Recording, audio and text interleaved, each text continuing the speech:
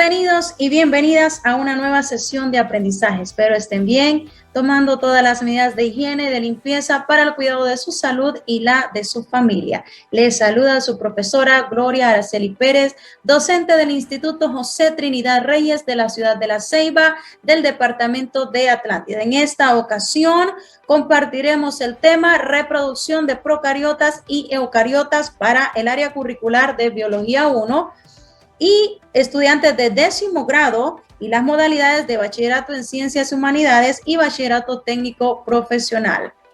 Las expectativas para el día de hoy son: expliquen el proceso de reproducción de los organismos vivos e identifican las diferencias entre reproducción sexual y asexual.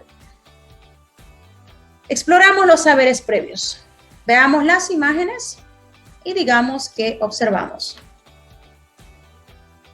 Tipos de reproducción. La esencia de la vida se resume en la capacidad de los organismos para reproducirse. Los seres vivos se diferencian por la forma en que, cómo producen su descendencia, y dentro de esas formas se reconocen la forma asexual y la sexual.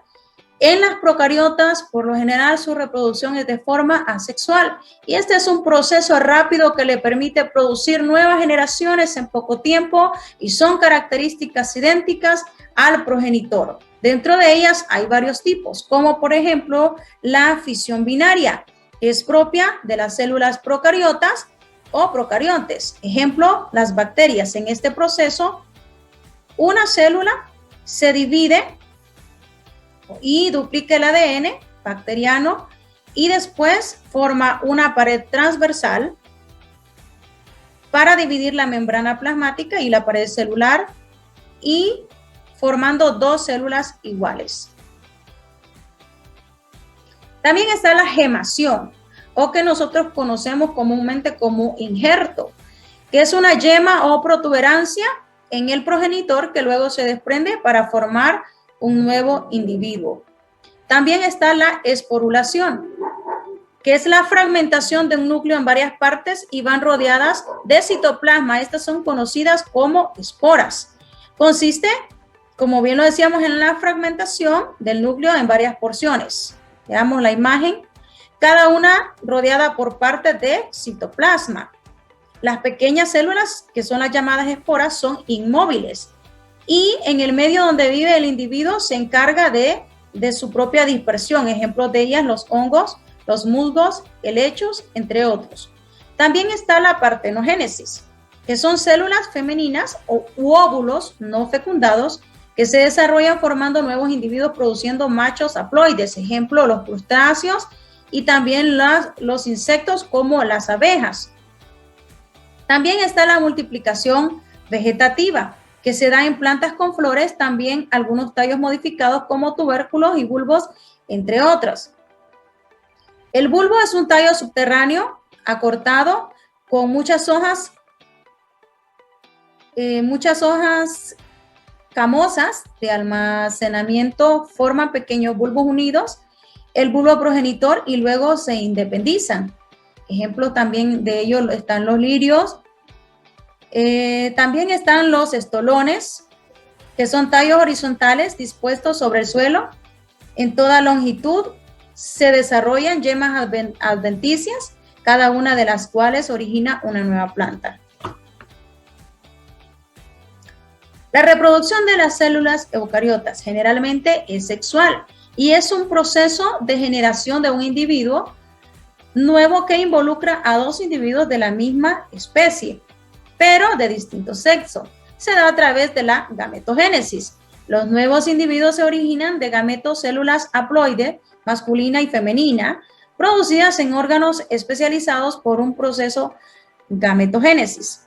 Por lo general, los gametos se producen por separado, pero cuando un solo individuo produce ambos, a este se le conoce como hermafrodita. Ejemplo de ello son las lombrices. Las células especializadas en la reproducción celular.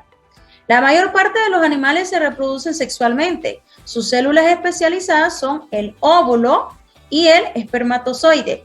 Cada descendiente es producto de los diversos genes que aportan ambos progenitores a través de los gametos. El proceso de producción de gametos femeninos se denomina ovogénesis y el de los gametos masculinos espermatogénesis. Veamos en qué consiste la espermatogénesis. Inicia con una célula germinal diploide. Luego esta, al crecer, se convierte en un espermatocito primario y este se divide en la primera división meiótica y produce 2 espermatocitos secundarios, mismos que sufren una segunda división meiótica y de cada uno se originan 2 espermátidas y de ellos cada uno se convierten en espermatozoides. ¿En qué consiste la ovogénesis? La ovogénesis inicia con el ovogonio y el crecimiento de este produce el ovocito primario. Y en la primera división meiótica se separan sus tétradas y en la primera división telofase produce un ovocito secundario y un primer corpúsculo polar. Luego ese ovocito secundario produce el óvulo y un segundo cuerpo polar. Y esto sucede en la meiosis 2, después de la fecundación. Vamos a ver algunas diferencias generales entre la ovogénesis y la espermatogénesis. En la ovogénesis se lleva a cabo en los ovarios y la mujer nace con 400.000 ovocitos primarios. Se inicia en una ovogonia y cada ovogonia genera un ovocito primario. En la meiosis 1 es mayor el material celular que pasa a una de las células hijas. En cambio, en la espermatogénesis se realiza en los testículos. El hombre nace sin espermatozoides, se inicia en una espermatogonia. Cada espermatogonia produce 4 diferentes espermatozoides y en la meiosis 1 el material celular se reparte de manera equitativa. ¿Qué aprendimos? La esencia de la vida se resume en la capacidad de los organismos para reproducirse. Los seres vivos se diferencian por la forma en cómo producen descendencia. Se reconocen 2 tipos de reproducción sexual. Se da en organismos eucariontes y asexual, que mayormente se da en organismos procariontes. Hay varios tipos de reproducción asexual, como la fisión binaria y la esporulación, entre otras. Y la sexual es por medio de la espermatogénesis y la ovogénesis. A través de esta se transmiten características físicas a sus descendientes de cada uno de los gametos que interactúan en el proceso de reproducción. Acepta el reto. Observa las distintas imágenes y responde qué tipo de reproducción sexual se dará en cada uno de esos seres. Continuemos aprendiendo en casa.